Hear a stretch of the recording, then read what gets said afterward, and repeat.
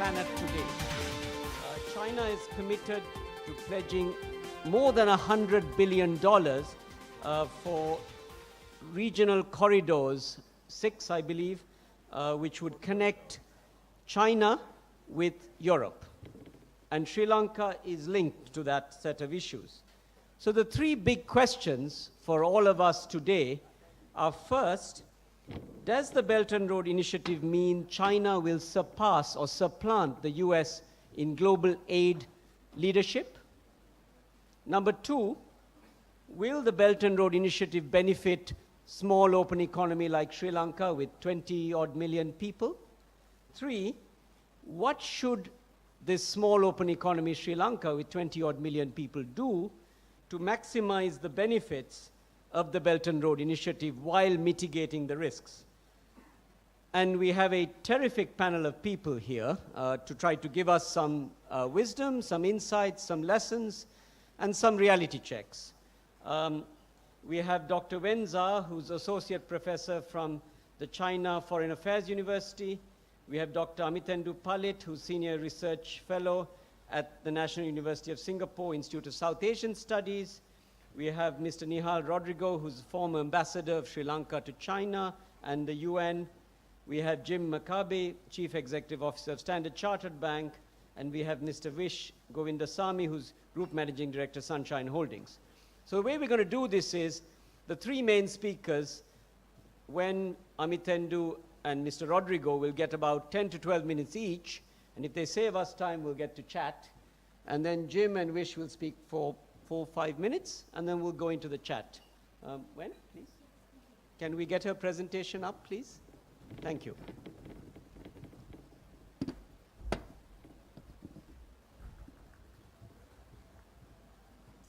Good afternoon, ladies and gentlemen. It's a great honor to be here and to talk about the One Belt, One Road initiative.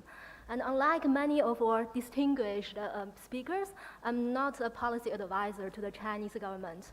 So what I am going to share with you is my personal interpretation of the initiative. So as you may know, the initiative was first unveiled in 2013. And what is the Belt and Road?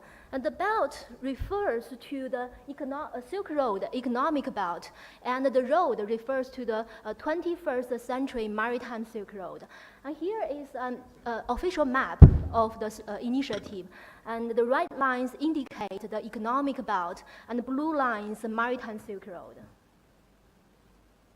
And before I move on, I would like to clarify or emphasize 2 things. The Belt and Road is called an initiative rather than strategy. And why? Usually, a strategy requires the planning and the designing by one country, and the outcome tends to be more zero-sum. However, the success of the initiative depends on the support from other countries, and the implement of the initiative relies more on multilateral mechanisms, and the outcome will be more mutually beneficial. And actually, a lot of countries already found that their own outlooks or plans on economic development are compatible with China's initiative. So up to now, China has signed more than 30 MOU on cooperation with countries along the route. And the second thing is, the Chinese government has not published a specific list of participating countries, and according to the official document, the initiative covers more than 60 countries and over 4 billion population, and also the initiative is open to all the countries and international and regional organizations. So the openness of the initiative is best exemplified by the non-regional member of the Asian Infrastructure Investment Bank. And one cooperation priority of the initiative is to increase facilities connectivity in the region. And the initiative aims at building a network of transport, energy, and communication infrastructure. And also it gives priority to linking up road sections and also remove the infrastructure bottlenecks. And also, the initiative will facilitate the formation of 6 economic corridors and include the China-Pakistan economic corridor and Bangladesh, China, India, Myanmar economic corridor. And apart from the connectivity of infrastructure, the initiative has several soft dimensions, and it will further increase the policy coordination among countries along the routes, and also removes the barriers to investment and trade, and increase financial integration and also people-to-people bond. And as you know, the Silk Road Fund and also the Asian Infrastructure Investment Bank are 2 major financial platforms of the initiative. And both institutions are multilateral. But different from the AIIB, the Silk Road Fund will only open to foreign investors in the second and the third phase. And also, unlike the AIIB, the Silk Road Fund will be based more on market principle, and it will seek reasonable returns for stakeholders. And also the AIIB, currently the institution has 54 members and also 24 prospective members. And China contributes about 30% of the total capital and enjoys about 26% of the voting rights. But in the future, the voting rights of China will decline when more members join the AIIB. I think the initiative brings about a lot of opportunities for countries along the routes, and it will improve the infrastructure. And according to a report by Asian Development Bank, in Asia there is a huge gap between the supply and the demand of infrastructure investment, and also the lack of investment will hold back the country's economic growth. So, and moreover, I think Asian countries also face the challenge of deglobalization and the rise of protectionism in major Western countries. So hopefully, the initiative will meet the gap in investment to some extent and also further promote trade liberalization. And so whenever I talk about opportunities of the initiative, my foreign colleagues will always ask me, what is the hidden agenda of China? So I think the motive is mainly economic. And China's economy now has entered the so-called new normal. And the new normal not only means slower growth rate, but also means China has to change its old growth model, and China needs to transform the old export-oriented growth model. And also due to its aging population, China is losing the competitive edge in labor-intensive industries. And in the future, consumption, services, and also outbound investment will become the driving engine for China's economic growth. So the initiative will help China to achieve a more balanced and sustainable development, and it will connect China's poorest and least developed regions with major economic zones, including South Asia, Southeast Asia, and also the Middle East. And moreover, the initiative will create new markets for Chinese industries, and many industries actually face the problem of overcapacity. So the new market will be very important for China. And of course, there are also geopolitical considerations. And by geopolitical, I do not mean that China wants to cultivate a sphere of influence. And instead, China believes that economic interdependence among regional countries will contribute to the stability of the region. And moreover, nowadays, about 70% of China's oil imports come from the Middle East and Africa, and will go through Malacca Strait. And the initiative will help China to reduce the reliance on the strait and diversify its trade routes. And I will take the China-Pakistan economic corridor as one example. And this is considered as a pilot project of the initiative.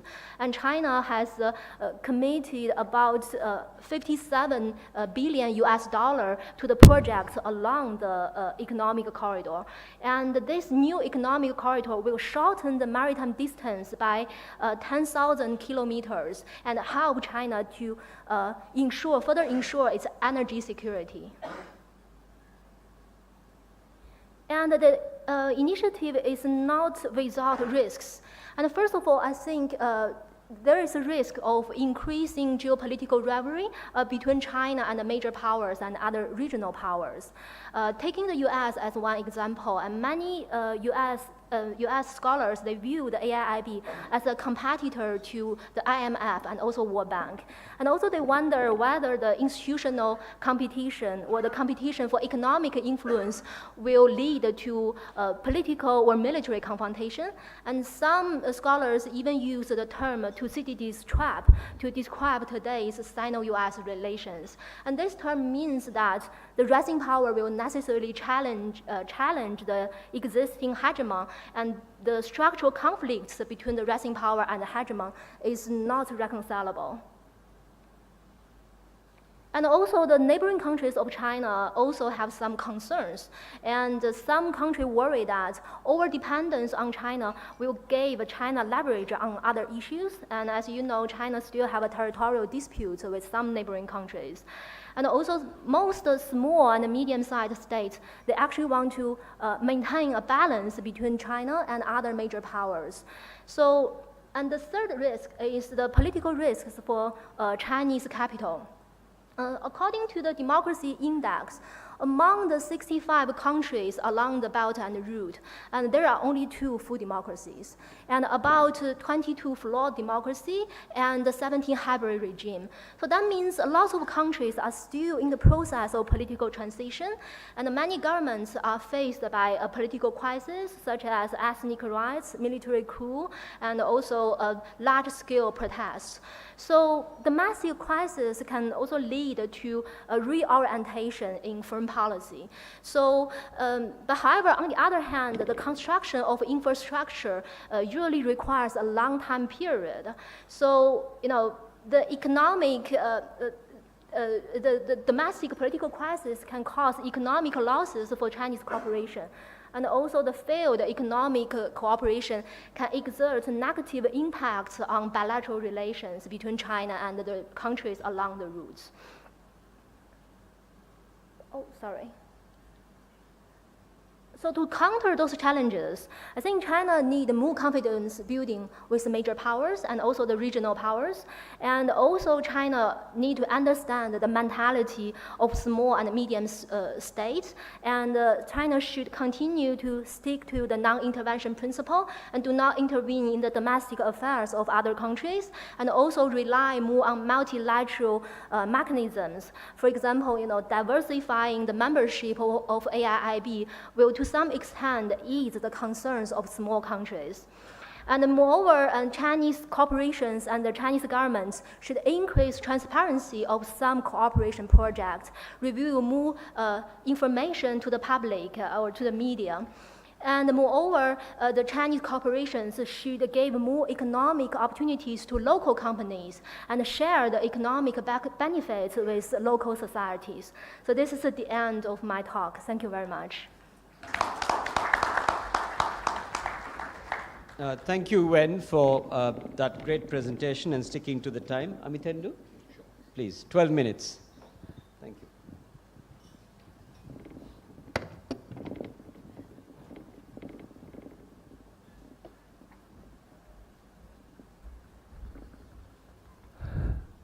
Thank you very much, Dr. Vignaraja, and thank you very much, Ceylon Chamber of Commerce, for inviting me here and giving me the opportunity to speak on the One Belt, One Road. I will take forward the articulation very aptly put forward by my previous speaker and colleague, Dr. Wen.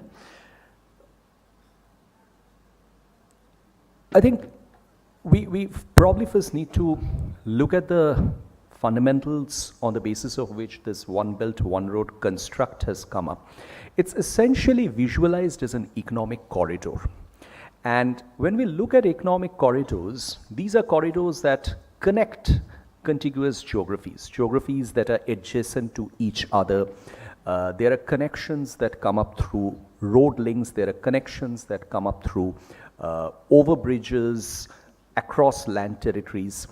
The unique part of the One Belt, One Road is that while we are familiar with land corridors, and in fact China itself is engaged in a large number of land corridor building across Asia, this is one of those projects which combines land and sea, and most importantly, there's one element of the One Belt, One Road which we often overlook, that is digital connectivity. Digital connectivity is actually very fundamentally mentioned in the entire vision document of the One Belt, One Road. So we are looking at this huge connectivity exercise from the prism of land, from the prism of sea, and from the prism of the cyberspace. So it's a connectivity exercise of a very different gamut and dimension altogether.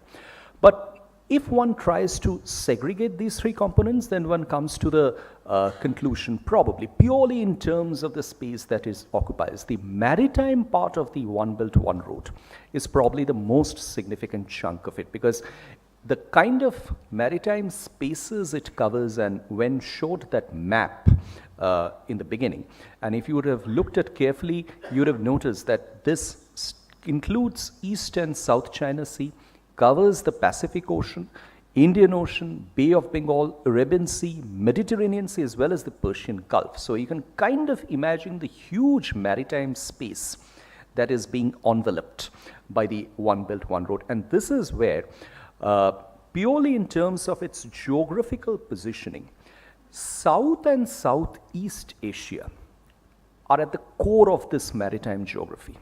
If you visualize this map, the One Belt, One Road from the left to the right or from the east to the west, you'd find that India, South Asia, and Southeast Asia are right at the middle of this whole geography that is being visualized, and willy-nilly, Sri Lanka becomes a key actor in this process, because there are countries which become very vital components of this. And Sri Lanka, for that matter, is a country which will become a very important hub if this Maritime Silk Road connectivity plan is to take off in its entirety. Now, the interesting part about this whole geographic visualization is that we are getting to see a space where there is a considerable degree of economic heterogeneity. For example, if one looks at intra-regional trade, the One Belt, One Road covers parts of Europe, which is very densely traded within itself. It covers East Asia, China, a stretch of Japan, Southeast Asia. These are territories and regions which trade very densely with each other and have high integration with the rest of the world. At the same time, there are other geographies where the trade integration, regional trade integration, is rather low. And the main two regions are Central Asia and South Asia. And you have intermediate regions like Africa and the Middle East. So what we are looking at are regions and countries which are integrated with the world economy in very diverse fashions. There are some which are integrated much more than the rest, and there are others which are trying to be there but still have very long distances to cover. And to an extent, this reflects upon the state of their infrastructure when it comes to integrating with the world economy. Like, say, for example, the capacity in logistics. If one looks at the logistics performance index of the regions and countries that are covered in the One Belt, One Road, one would see countries with very high indicators, like in East Asia and Europe, very low indicators, like in Africa, Central Asia, most of South Asia, and then medium indicators, like even within the Southeast Asian region, Singapore and Malaysia score much higher on the logistics capacity index as compared with Vietnam and Myanmar. So what we are looking at in the One Belt, One Road is an economic geography that has enormous contrasts. And this contrast is going to play out in the character of the evolution of this initiative as we go over time, because the bottom line of this contrast is that there are going to be regions and countries which would be better placed to make use of the infrastructure that comes up as compared with the others, because we are familiar with this notion of a first mover advantage, and countries and regions that are better positioned to exploit the new public good infrastructure assets that are being created. So in other words, the countries that are behind the others in this geography will have to make much more efforts to be there to make use of what is being created. So this becomes a question in terms of fixing attitudes of countries and regions when they look at the One Belt, One Road. And obviously, some regions are more enabled on the basis of their current capacities to use the corridor, like East Asia, Europe, Southeast Asia, as compared with countries from South Asia, Central Asia, Africa. And probably this is one of the reasons which plays on the minds of a very important country like India as well, because to what extent would the Indian businesses be able to take advantages of the new maritime infrastructure that is coming up unless and until its own internal domestic infrastructure and logistic capacities improve? I mean, this is a challenge, and that challenge needs to be addressed upfront. So a lot of work probably needs to be done at home within before one looks carefully at how best the upcoming infrastructure can be utilized for greater development. Now, let's talk about the issues that are emerging. Some of them were alluded to by my predecessor speaker. Is China very high in this whole thing? Is it all China, only China, totally China? Well, some of the reasons which are precipitating this concern is the fact that when one looks at the forums and the associations that are mentioned in the vision document of the One Belt, One Road, one notices some absences. Let me mention one. The SAARC is not mentioned. As a regional association, SAARC is not mentioned as one forum which wants to be a part of this place in the Chinese vision document. Neither is BIMSTEC. BIMSTEC, for those of you who are not familiar with it, comprises Bangladesh, India, Myanmar, Sri Lanka, Thailand. Neither is BIMSTEC a part of this mentioned in the forum. So there's this little bit of worry that is it going to be a game that will remain restricted to participation of only those forums, which include China or where China is prominent, and that will have the obvious effect of a political distancing from what might be perceived as a Chinese effort.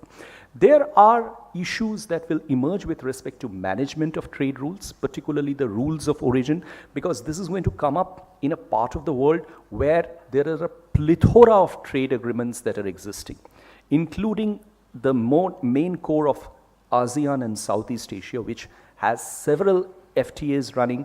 There is a regional comprehensive economic partnership which was alluded to yesterday, which is coming up. That will create its own set of rules. So when the One Belt, One Road and its infrastructure comes up, to what extent it is going to influence the priorities of shipping and movement of goods, so much so that exporters continue to enjoy benefits of the free trade agreements that they are part of.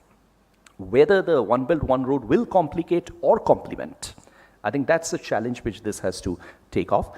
And the final question is that what about project funding? Is it primarily going to be funded by China, or is there a collaborative approach that is being envisaged? And if it is going to be funded by China, largely totality, what could be the conditions? Is it going to create a situation where the reliance on Chinese funding might force some recipient countries to compromise on certain respects, which they wouldn't want to? And if it is a collaborative venture, what are the possible templates? Let's say, for example, what we have seen in the Hambantota port new PPP model. Is that a likely template for future projects that might come up in the constituent OBOR countries? So let me try to sum up the doubts and dilemmas in this regard. See, in every respect, the OBOR is unique. Ganesh began by alluding to this as probably the biggest initiative in this planet. He's not too far from the truth. Something like this was never visualized before. When you take the land, sea, cyber dimension in totality, it's great and humongous. The problem is an initiative of this kind can never be divorced from geopolitical objectives. It's bound to be inherently geopolitical.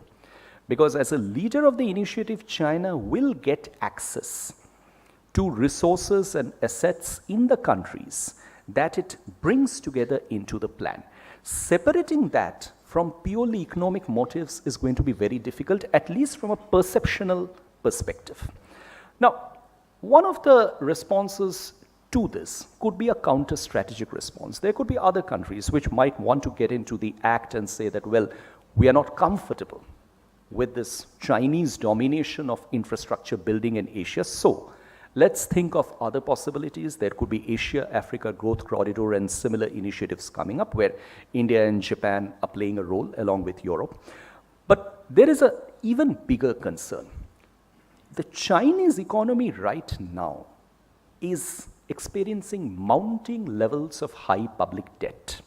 In fact, this is for the first time in the last 30 years that the Moody's this time actually downgraded the local currency debt rating in China. Now, the question that arises over here is, if Chinese state-owned enterprises play the prominent role in the One Belt, One Road, would their access to credit from within the Chinese banking system remain as much if China wants to cut down the internal public debt? Because that would call for tough action on the non-performing loans, as has been repeatedly iterated in the Prime Minister's work report that was presented to the third plenary of the last Party Congress. And it's a hard move within China because China is very serious about cutting down on the public debt. So what does that mean for further debt and credit flow into the projects that has already been committed? $126 billion have been committed. Is this entire amount going to materialize over the next 5 to 10 years? And finally, does this mean a trade-off between strategic economy and economic infrastructure?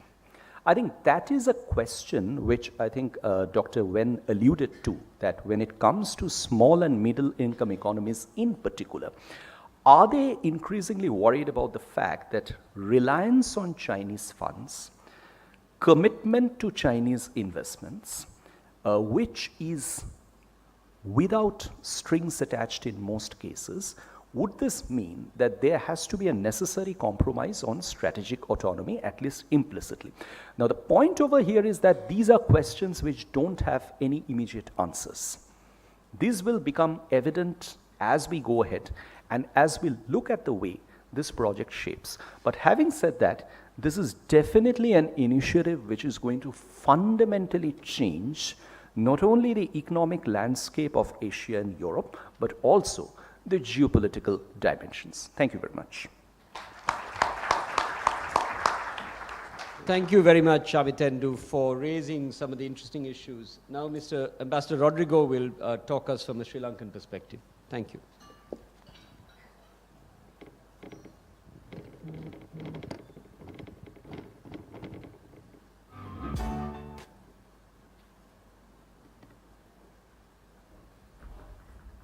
Thank you very much.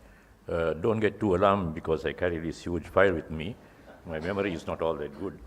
But what I thought really was to make some very general comments, which will, I think, be useful for you to comment on as well.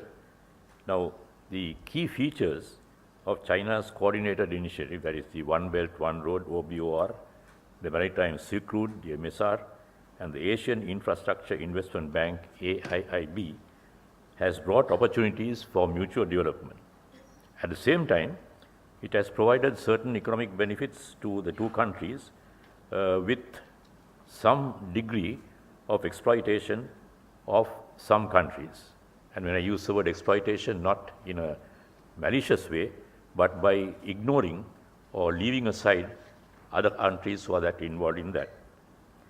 Now, the extensive coverage of the initiative across the long maritime Silk Road and its impact indeed is even beyond, and it still continues. It is a major contrast to the linkages and exploitations, for example, that took place between former colonial powers and their foreign subjects. Even there too, it was not without some benefits. I am a Sri Lankan, ex-British colony, but I am speaking English, and all of you are using the language English as well. So there are certain benefits which are listed and which continue. Now, some of China's major impact is in keeping certain of its, shall we say, his exchanges becoming something that is global and accepted as such. Now, for example, Sri Lanka's assistance in developing the port of Colombo as a port city was something that led to a great deal of strategic concerns of some of our island's neighbors, as well as also nations beyond the Indian Ocean. This caused considerable delays in its implementation.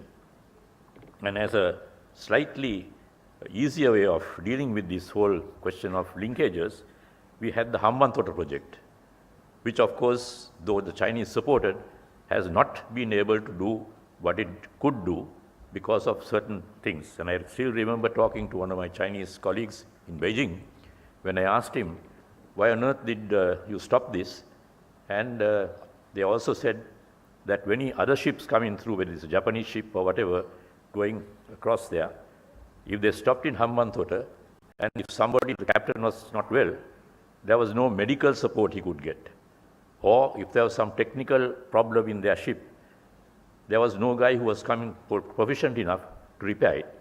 And therefore, the emphasis moved really to Colombo, although it involved a certain upward movement as well. Now, the upward movement has another problem because if you look at the Indian situation and Mumbai, up to a point, Colombo now has become a port city after a considerable amount of delay on it, and it's only now that it is getting really implemented. And there too, India had difficulties because it was losing some of the, shall we say, transit activities because it meant going right up to Mumbai, coming down again, loss of time, loss of space, whereas Colombo was that way much easier.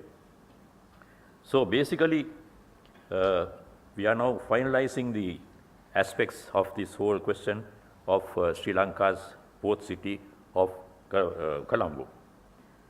Then, given Sri Lanka's virtually central geographic location situation in the Indian Ocean region, so close to India, particularly its southern region and Tamil Nadu there have been also within Sri Lanka a large number of complex ethnocentric issues that needed to be handled with considerable care. These are being currently dealt with considerable political sensitivity between the two SAARC neighbors. Now, the excesses of the now vanquished terrorist group, the Liberation Tigers of Tamil Eelam, caused diabolically violent problems, including the group's assassination. And also, it was hoping that there would be some sort of linkages with India, but it caused also diabolically violent problems, including the group's assassination of even two respective prime ministers, one of India and one of Sri Lanka, and thousands of other deaths. So China's military intelligence and other assistance to Sri Lanka in this conflict was one of the aspects that helped us to defeat the Liberation Tigers of Tamil Eelam, because the Indians, for example, did not want to get involved in that. Now, terrorism has been knocked out, and I think the ethnic tension between Sri Lanka and India has now abated. And at the present time, Tamil Nadu does not and cannot encourage any forms of terrorism against Sri Lanka. Now, having served respectively in diplomatic missions both in India and China, it is interesting to note that the cooperative activities between the three countries now, despite a few bilateral issues, of course, do maintain good relations which help the trio to function well. Then, of course, the whole question of the respective rise of China and India is currently a global economic, political, and security issues that is being currently prominent in consideration of international relations, particularly in think tanks and so on, and also by the media. Some bilateral issues do exist, where political and international issues cause consideration for internal situations.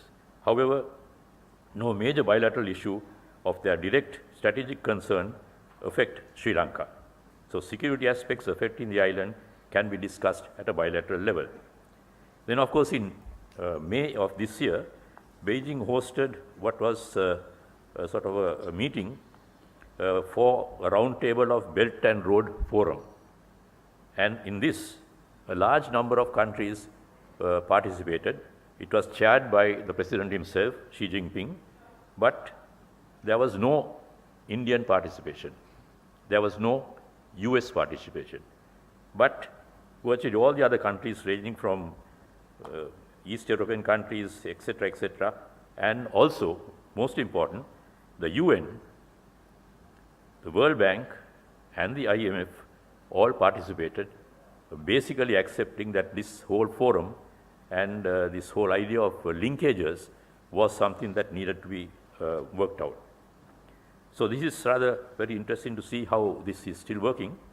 And my colleagues from the Sri Lanka corporate sector who are participating at this summit may have provided, I'm not sure what happened, some clarification on many of the economic issues which you would require in the context of this active Belt and Road Initiative, the Asia Infrastructure Bank, as well as the island's own current economic and trade reform activities.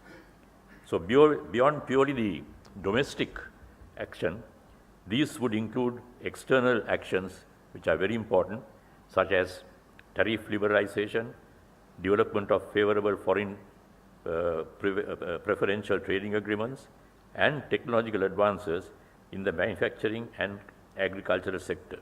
Now, in these, China's support for many aspects of these has become vital. So to that extent, new projects being launched need to be more efficiently and carefully implemented without stirring third country concerns. And this is something that I myself have personally been talking to some of my Chinese colleagues. It's been understood that they should, if they have to work out some bilateral and other issues, not antagonize the outside world as well. So with that, let me leave you to throw any questions if you like to do it now. Can we take the questions later, Ambassador? Yeah, Is that certainly. okay? Thank No you. problem. Yeah. Thank you very much. Thank you so much. Now we'll turn to some private sector perspectives. And may I invite Jim to say a few words for about 5 minutes, Max? Is that okay? Thank you very much. Sure. Good afternoon, everyone. I think this initiative of One Belt, One Road is transformational, or can be transformational, for Sri Lanka if we allow it to be. In fact, the relationship with China isn't new. As we all know, it's been a key partner in many different ways for a very long time. What's new is the pace is picking up. You've got the Port City, which is a massive project that will go on for the next 20 years or plus. Now the Hambantota port is finally getting going. All these things have tremendous amounts of additional opportunities for the private sector to become involved, get involved in participating in certain constructions, designing certain buildings, participating in free trade zones and manufacturing facilities, etc. There's all sorts of things here that I think are positive about this, and I think it also, as our speakers yesterday morning spoke, this is a catalyst, one important catalyst that could help fuel the levels of Sri Lanka's own competitiveness, its own ease of doing business. It'll be incentives to improve the overall environment for everyone.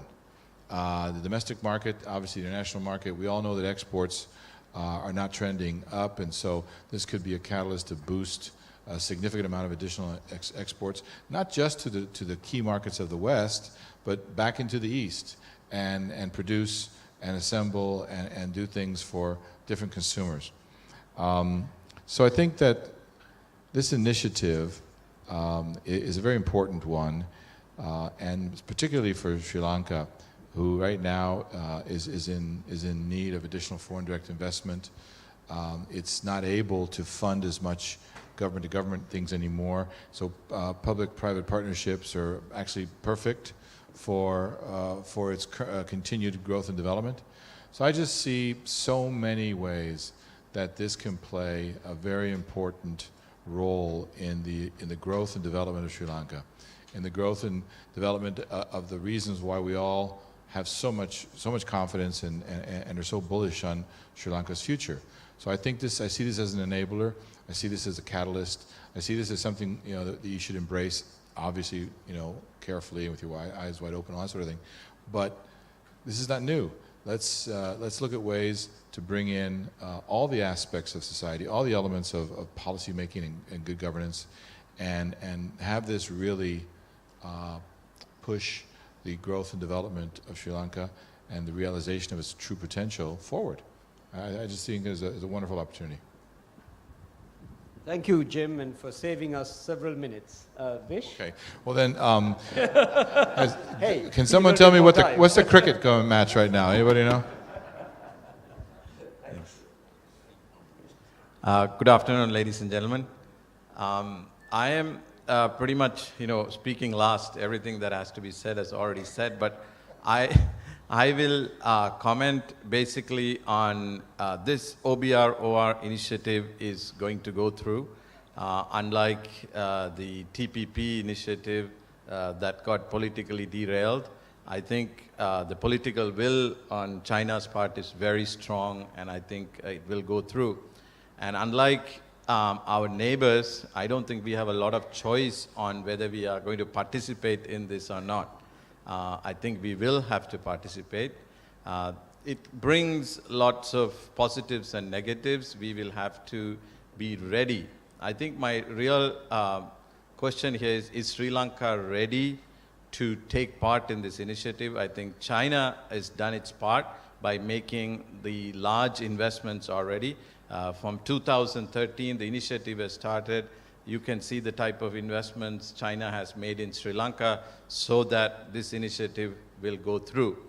But has Sri Lanka made its investments to make sure that we can take part? For example, we talked about trade packages to be given to our companies which can't handle through these FTAs, etc. Is it just lip service or is it going to happen? We talked about yesterday in retraining and skill development, etc., for our people who will get displaced through these programs. Again, have we started it? Are we still only talking about it? So it's about being prepared and being ready once this initiative starts, and you can see the type of investments that China has made. It's a 8 trillion, I heard Dr. Vela say that. They've already committed to 1.3 trillion of this money in this program. So, ladies and gentlemen, it's a bullet train that's coming, and I think we are sitting on a steam engine track. I don't know how we are going to take this, but I think we have to really double up and do whatever it takes. I have been part of, as an observer of the FTA between Sri Lanka and China. Some of the issues that come up is the language. Language is a huge barrier. We should be having 10, 20 people in China learning the language, learning how to read documents, etc. I don't think we are doing all that. We are negotiating an FTA without being prepared on what are the things that will come after it. So those are my real concerns, while all the political and geographical and all the other issues that has been discussed. As for trade, we, Sri Lankan businesses and the Sri Lankan government has to double up and be ready, or we will be left out. Thank you. Thank you very much.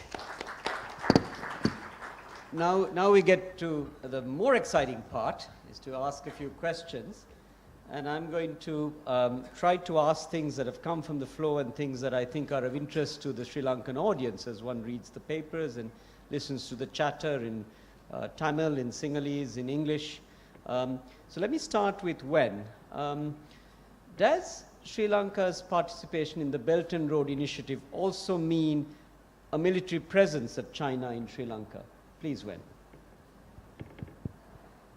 Yes, I understand that's the concerns of many people, and but I think the answer is quite simple. It's no, and As I mentioned in my presentation, now China has the problem of over-dependence on a single trade routes, and the trade goes through the Indian Ocean and also the Malacca Strait. And how to solve this dilemma?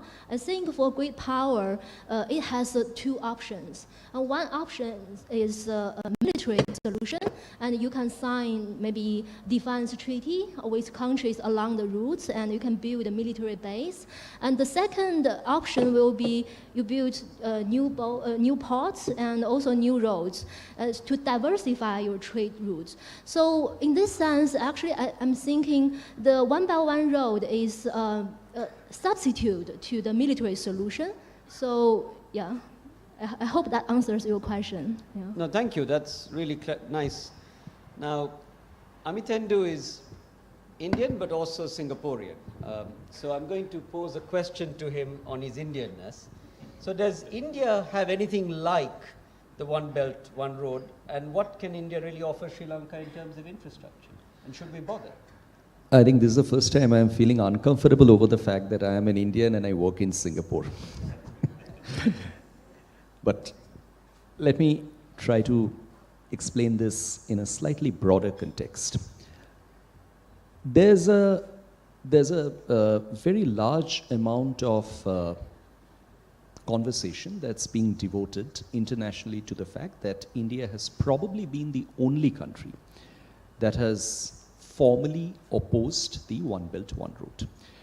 Now, before coming to why it did and where there is a question of an alternative, let me also point out that if you look back and see a host of other initiatives, and the most prominent initiative that I would like to allude to is the Asian Infrastructure Investment Bank. India is the second largest shareholder in the AIIB, where China is the largest shareholder. And it is a collective of more than 60 countries, likely to become 100 plus over the next 1 to 2 years. India and China work very actively when it comes to the New Development Bank of the BRICS. In fact, the current president of the New Development Bank of BRICS, which is based, headquartered in Shanghai, is an Indian. As we are talking about the Indian position on One Belt, One Road, India and China are jointly submitting a paper at the World Trade Organization on how to tackle firm subsidies by on agriculture given by major agricultural exporters from the developed world. So the point that I want to take up here is that why does One Belt, One Road have an objection from India? And that is purely because of a territorial concern. And that territorial concern, as I think is clearly accepted, is non-negotiable. If this territorial concern was not there, then India might not have had any objections to the One Belt, One Road. And having said that, the channels of dialogue and communication are already open. Coming to Ganesh's specific question, Ganesh, you mentioned whether there are any counter-strategic responses. You see, I mentioned this in the last point that I raised over here. I don't know whether one should allude it to a counter-strategic response or an alternative, but the fact of the matter is that on a number of occasions, including in the latest Shanghai Cooperation Organization, Indian Prime Minister Mr. Modi mentioned that India is a distinctly pro-connectivity country. Now, if it is a pro-connectivity country, there is no surprise in the fact if it posits connectivity options and solutions or schemes from its own side, because I think India is increasingly beginning to assume a role of an active player in regional connectivity schemes. Dr. Wen mentioned to Bangladesh, China, India, Myanmar in her presentation, so which means that India is a part of regional connectivity initiatives. There are other initiatives like India, Myanmar, Thailand, IMT, in which India has been involved. And to cut a long story short, I think when one looks at initiatives like the Asia-Africa Growth Corridor, for example, I don't know whether one should describe it as a counter-strategic response, but well, that's certainly a response. And frankly, I don't see anything wrong in an alternative, because all it means is the supply of public goods providing infrastructure goes up in a heap. So whether China takes the lead in pushing One Belt, One Road, India takes the lead in pushing another initiative, Japan takes the lead in pushing another initiative, who benefits at the end of it? when again mentioned to the ADB report, talking about the deficit in infrastructure and the funding required. So if there are emerging markets from the region coming together and competing with each other and giving infrastructure solutions, good for the region, good for the continent. I'm all for it. Thank you very much. Nihal wanted to jump in, so I'm going to give him a word. No, I'm just walking in quietly. I don't want to jump in. This is really about the whole question of the Belt and Road Forum and so on. And the fact that there was a major meeting, the leaders roundtable of the Belt and Road Forum for International Cooperation, it's a long thing, in Beijing. And this was in, I think, last month, sorry, in May. And in that communique, in which Sri Lanka also participated, a large number of countries were there. And surprising absentees was India and the United States. Of course, the United States at that time, I think the president was rather new to the game, and I'm not quite sure whether he had been sufficiently briefed about what this exactly meant. Because the real international aspect which China was able to succeed was in able to get the United Nations itself and the World Bank and the IMF. All these people are sort of international groups, so they accepted the fact that there is some degree of international worth in this whole initiative. But whether there is any fear, the two countries, very interestingly, who were not present was, of course, India and also the US. The US, again, I think because of the presidents at the moment, things have been, of course, moving very fast. And now that I'm speaking here in this month, I think the President of the United States is much more favorable now to India, to China, having visited the place. And I think I've seen some of his, he answers emails, which is very interesting, very short-liners to very question phrased. And in several of those, he said, no, China is doing pretty well, and I think we can cooperate with them. So it's a matter of change, I think, that is coming there. But the Indian one is still a bit surprising that they were not present there at all. Thank you. Thank you, Nihal, Rodrigo, for that clarification. I'm going to ask Jim to come back to the private sector issues. And particularly, Jim, do you expect any PPP opportunities in the Belt and Road Initiative, particularly as regards to Sri Lanka, and how might they be financed? Okay, thanks. Absolutely. As I said earlier, the previous government-to-government financing, because of the budgetary situation, isn't really in the cards for the time being. Everything will need to be structured. Everything should take place between public and private enterprises. And I think also what we should be aware of is that on any one of these projects, there'll be plenty of other ancillary projects or ancillary efforts that can come up around them that will allow for just pure private sector involvement. It can be domestic private sector, or it can be additional foreign private sector off the flows of the project, off the investment the project makes. So it's a very dynamic, potentially dynamic process that as it gains momentum and spreads itself across different aspects of the economy, can really provide opportunities for many people. So the issue is to, as Vish said, to be prepared for it, to be able to participate, and to be aware how to participate. There's going to be a lot of enabling policies and changes, which were alluded to yesterday morning, that'll need. So it's a concert of different issues, but I really think we can expect to see plenty of opportunities. As far as financing is concerned, I don't really think there's much to worry about. Frankly, there's too much money in the world right now chasing too few opportunities. So there will be there's a whole cohort of multilateral, regional, private, all kinds of funds and other things interested in doing good deals.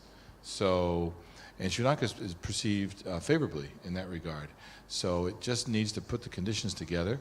And I think we will be able to accomplish them. In fact, if anything, I think we all know there's a bit of a little bit of a restlessness that things that already we want to get done haven't happened yet. So I think it's actually the opposite. I think there's a desire to get more involved in investing and supporting the many different kinds of needs that this economy has. and opportunities. So I'm not too concerned. I'm pretty optimistic about it. Thank you very much, Jim. Vish, I'm going to ask a question that is often there in the media. In some of these Belt and Road projects, there is Chinese labor. And the question a lot of us have is, can Sri Lankan labor ever match the productivity of Chinese labor? And what should we do to improve labor productivity here? Good question. I was going to say, I wish I could answer that. But I'll try and give a long answer for a short question. I don't know if it's about matching, but let me try to explain.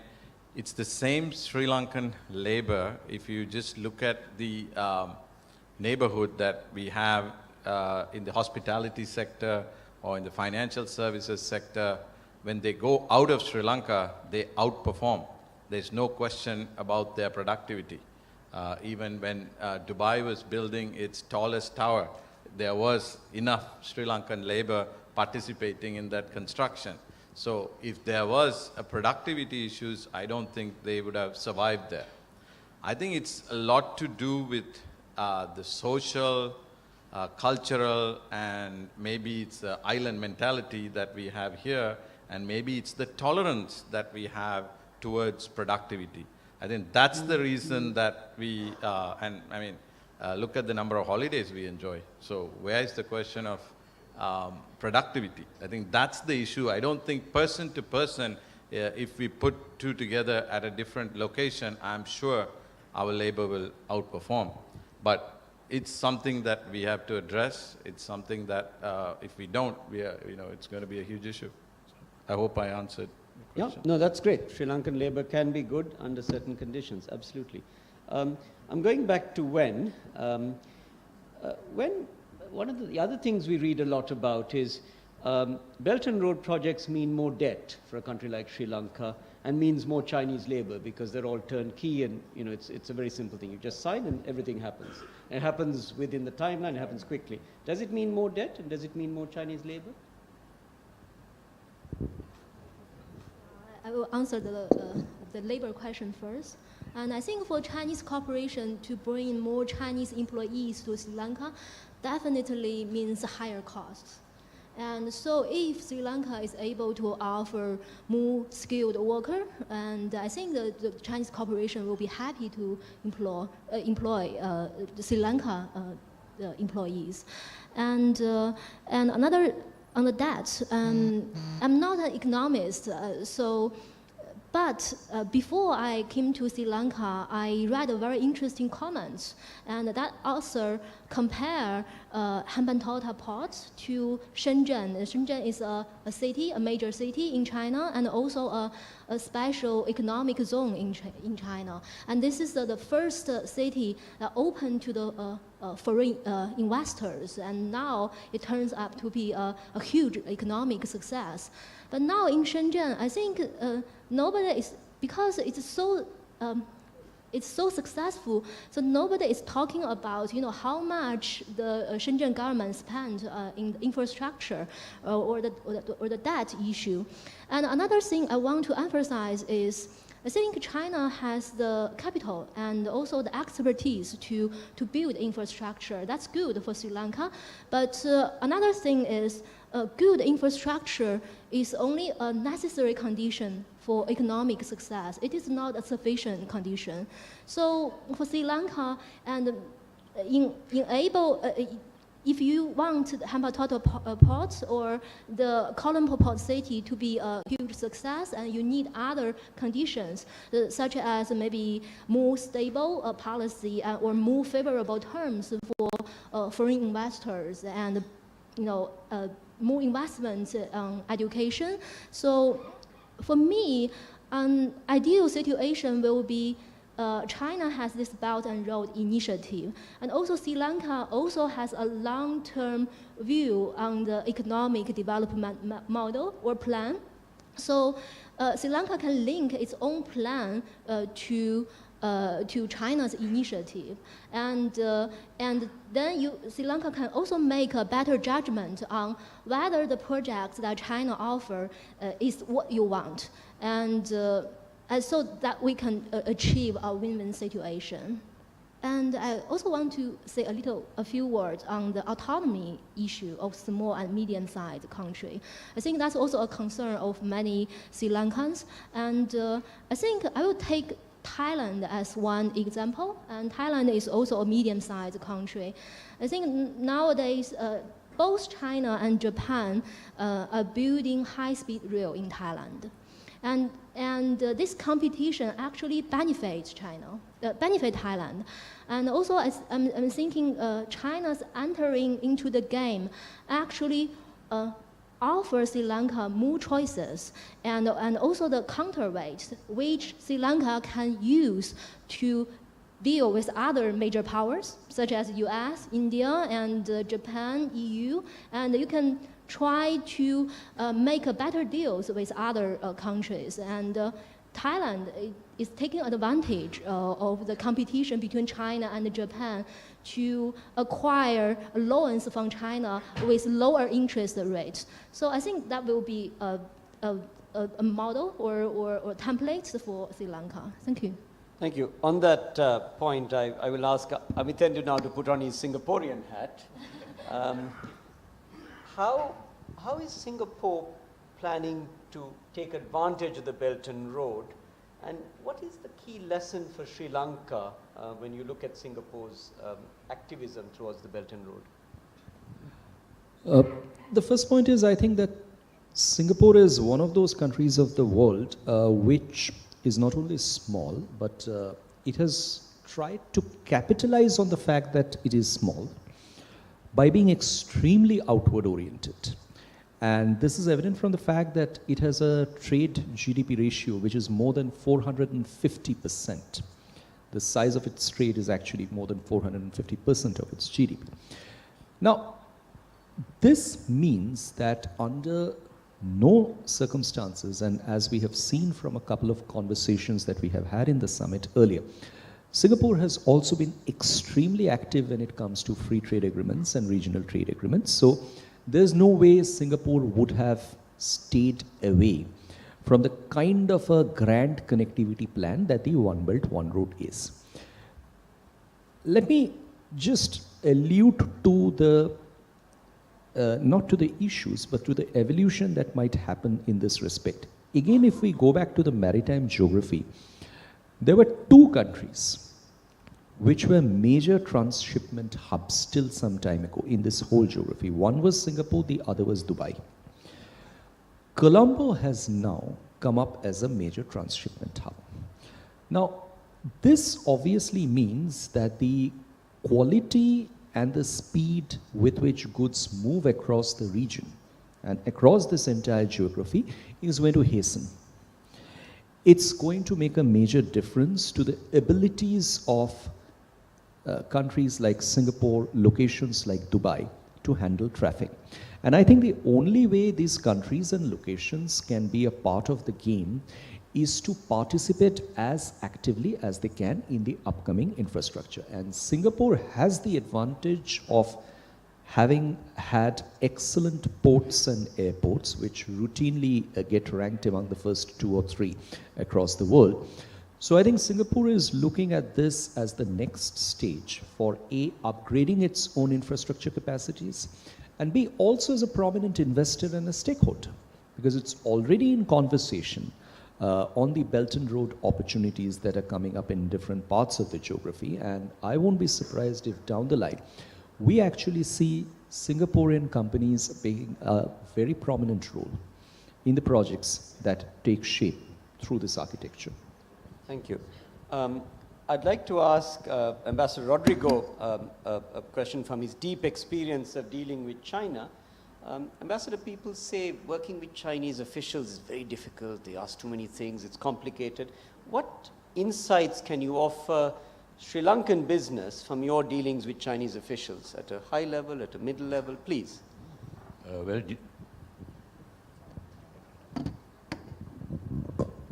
Well, actually, dealing with China was okay, but they needed, for example, very quick responses. And I remember even dealing with the whole question of Hambantota at one point.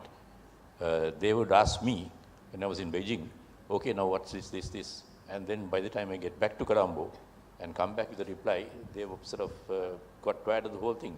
And this was one major thing. For example, they wanted to develop Hambantota as a city also to really make a point for which shipping can land and rest and so on.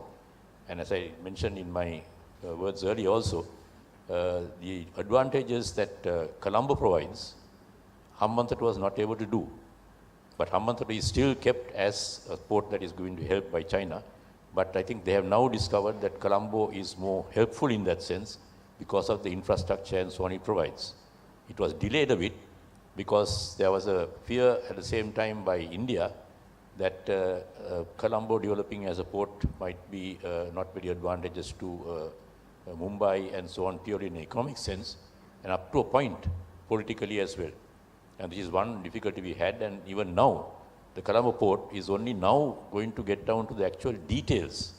Although a lot of the financing was being done, there was a fear among some Chinese, and I'm not saying Chinese as a government even, that this might be some means of reducing the value of some of the Chinese connectivity that were there in other parts of Asia. Thank you. I'd like to now turn to Jim and Vish on this question of dealing with Chinese business, and both of you have had vast experience of dealing with that. What insights can you offer Sri Lankan business, particularly a small and medium enterprise? Jim? How would you deal with Chinese business in a business transaction effectively if you want to get a good deal? Well, look, I think many of the principles of dealing with any another nation or another form, another culture apply. You obviously have to have enough empathy to understand the other side, to take the time to appreciate where they're coming from, to attempt to get to the gist of what's important, what's really important for them, what's their key focus, and what are the issues that they want to pay attention to, and that sort of thing. And then find the middle ground, find the approach that can add value to both sides. And it obviously depends on the circumstances, what you're talking about, and everything else. But they're basic, business people like anybody else.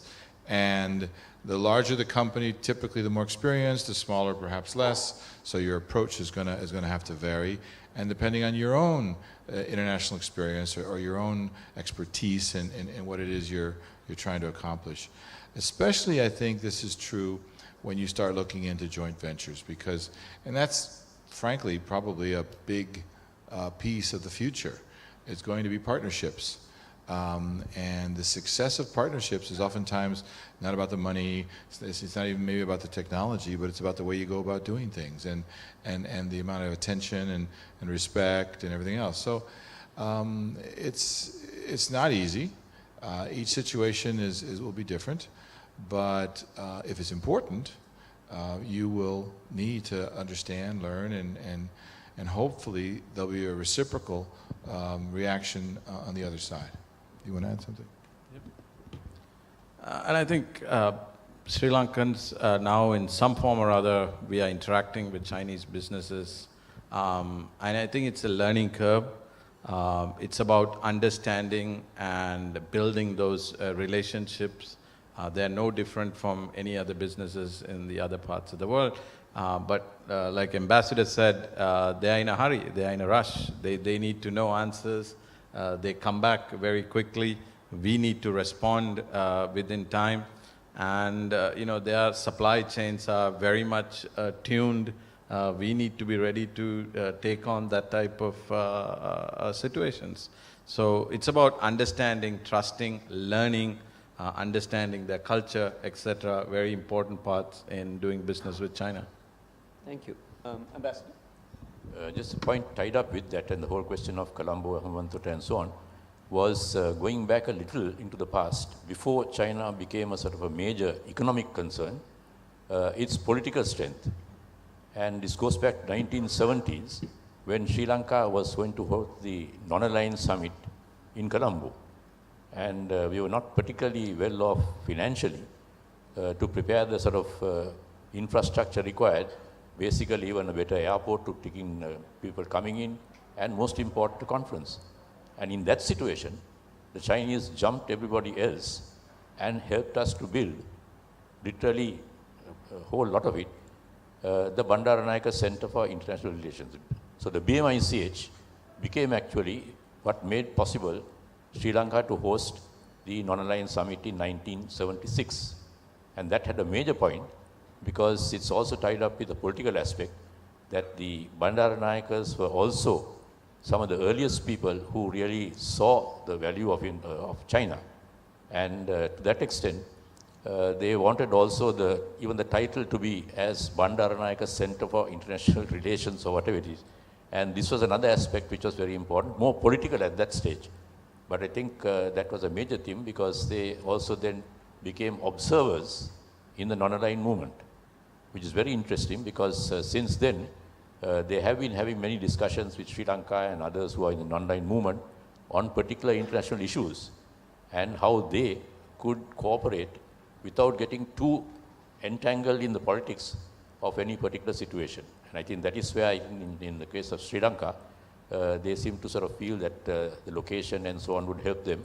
And they actually provided this conference center, which helped them also as an observer to indicate their willingness to cooperate with different countries, with different political systems on economic issues and so on. Thank you. I want to ask Wen a question. How is Sri Lanka, country of 22 million people on the tip of India, seen in Beijing as an economic opportunity? That's question number one. Question number two, how does China plan, in the sense that people talk about China as a civilizational society rather than a generational society? China has this long view about the world. And in that context, is the One Belt, One Road a 40-year program, a 100-year program? I wonder if you can give us your thoughts. The first question is how does China view Sri Lanka or put Sri Lanka under the framework of the initiative?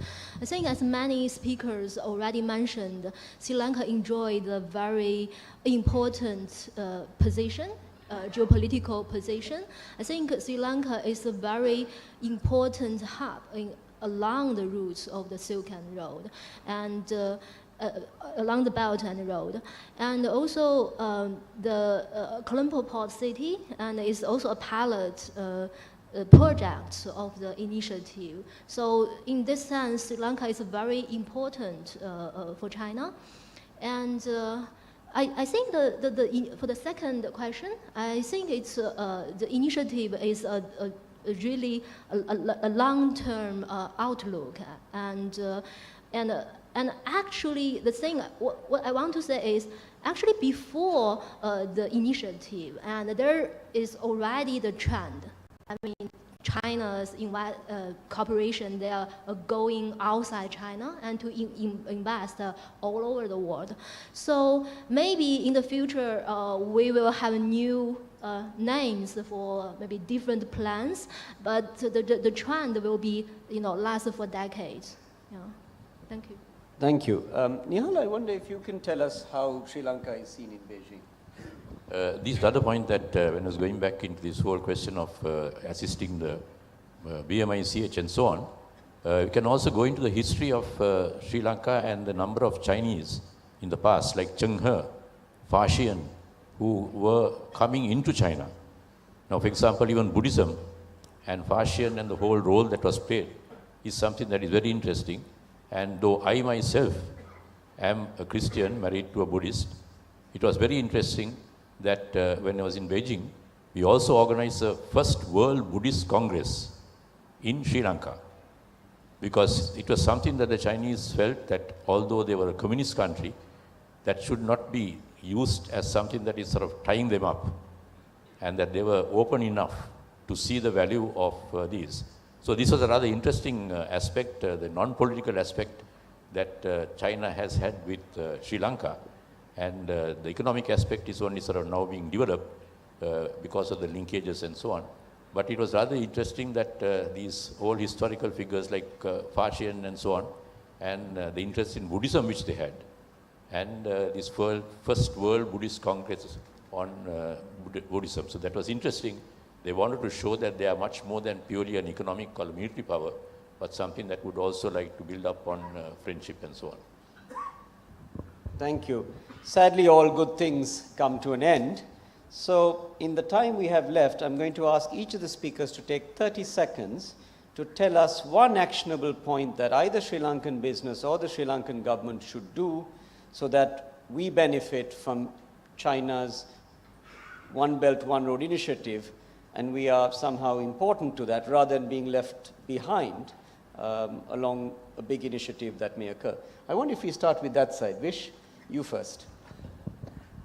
I'll narrow it down to one word, and it's called implement. Implement, implement, implement. Thank you. Jim? Implement the ease of doing business. And also small country, big country, relationship can be easier that way. Trade facilitation. Sri Lanka's advantage is its openness that has to be capitalized through better trade facilitation. I look forward to Sri Lanka to link up its own outlook on economic development with China's initiative and create more stable and favorable environment for investment, not just from China, but also from India, the US, and Japan, or other countries. Thank you. So we started this session with three big questions. The first was, does the Belt and Road Initiative mean China will replace the US leadership in global aid? The short answer that I took from this panel was not quite yet, but China will be an increasingly important player in both providing official assistance in infrastructure compared to the past, but also in catalyzing additional resources through public-private sector partnerships. And what I took from Jim was that public-private sector partnership resources can be many times the $100 billion of the official money that may come for the Belt and Road. So China is an additional player, and of course India and others, Japan and so on. So we're in a multipolar aid world which a country like Sri Lanka may want to pay well. That's number one. Number two, will the Belt and Road Initiative benefit Sri Lanka? The qualified answer is yes, there are net benefits, and the net benefits will come from the following types of things. The first is there will be the design of new buildings, there will be the design of new EPZs, there will be public-private sector partnership opportunities, there will be opportunities for Sri Lankan workers, both skilled and unskilled, and there will be macroeconomic benefits as we begin to go forward. So there can be net benefits, but there are also possibly costs. There are some risks that some projects may have some debt. It depends on how we might finance them, and that's in the hands of how we consider that. There are possibilities of our labor not necessarily being used and turnkey labor being brought from outside. Beyond things we've talked about, there are environmental risks, which also may be mitigated through proper environmental standards and things of this type. The last question we had was, how should Sri Lanka maximize the benefits of this initiative while mitigating the risks? And I think the consensus around the panel is that China has come with this amazing initiative, the most exciting large-scale initiative in our lifetime. The other one that was of this scale was the Marshall Plan, which reconstructed Europe and Japan, Germany and Japan after World War II. There's been nothing of this scale in my lifetime. And so what does Sri Lanka need to do? One thing I picked up is we have to train our labor. Without properly trained labor who have the productivity, quality standards, and so on, and work ethic, we ain't going to do well. Number one. Two, we've got to implement, and implement yesterday. Yeah? I pick up. Number 3, we've got to facilitate trade. Right? And number 4, we have to take a more open look at some of these important things, and we have to look at good practice experiences. So at 4:28, we stop. I hope we've done our justice. Please give a big hand to our panel. Thank you very much.